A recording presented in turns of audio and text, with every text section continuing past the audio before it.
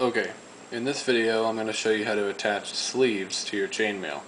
The trunk is pretty easy to make for the chainmail. The torso part is really easy, but to attach sleeves to the shoulder holes, it's a lot easier if you make it so that, because when you attach sleeves to chainmail, you want the pattern to be running this way when you make chainmail, because that's the traditional way to do it, so that the whole thing hangs so that the rings overlap more.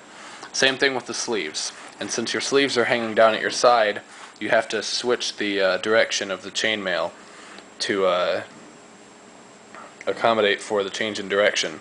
And to attach it to the sleeve, you have to use a 90-degree suture, like I showed on one of my videos. Now, to make this easier, you can attach a strip of plain 4-in-1 like this to the pattern, because you can see this 4-in-1 strip has the rings going down, and then it's attached to a section that's going left to right. And the way you do this is with a 90-degree suture, where you can see every 2 rings on the side of this goes through 1 ring on the other pattern. You can see where it joins, like that. But the hard part is when you get down to the armpit, right here, because this is where the 4-in-1 actually changes direction, or it actually ends. You take a strip and you attach it from here all the way up over the shoulder to the other side, because the bottom of the armhole matches the 4-in-1. See, it's the same kind of rings on the edge that go the same direction.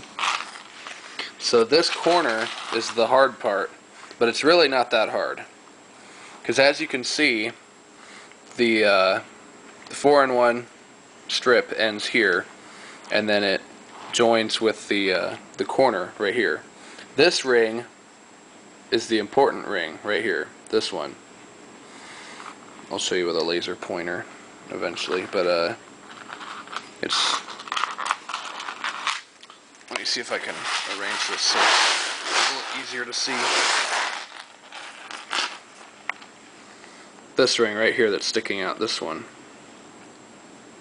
This ring. Because that's the one that's confusing to a lot of people.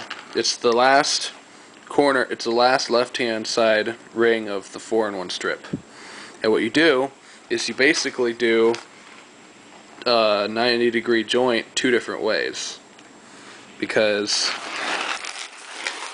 let me see if I can fix this a little easier. Here, let's use this. Hammer down for a second.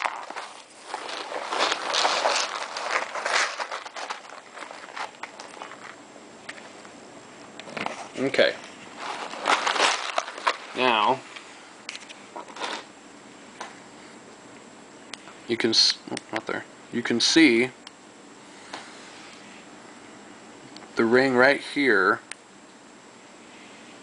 this ring,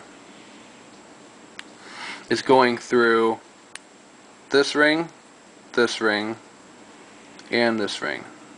Or no, let me see. Yeah. It's going through 3 different rings. It's going through these 3 rings because it has to go through these 2 bottom ones, here and here, because that is joining this strip to this pattern. And then it has to go through here and here to join this way. Let's see if I can get a closer look at that last ring. It's hard to see. It's right here. This ring right here. It's going through 4 rings from 2 different directions.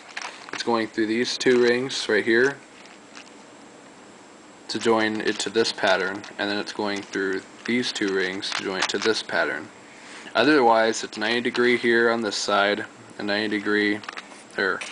So after you get that side, the other side is much easier. On this side, this is the end of the 4-in-1 right here, these two rings. You join these two rings to this ring over here, just like a 90-degree joint, and then here you're putting one ring through these two last rings. You're pretty much continuing the 4-in-1 strip, but you're linking it through these two down here. So that side's easy to do.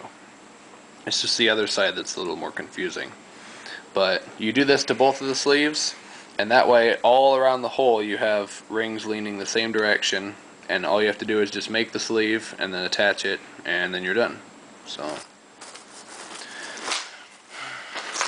right now I'm currently working on the sleeves, and then once I get some sleeves I'll attach them, and I'll show you in another video how my vest looks at that point.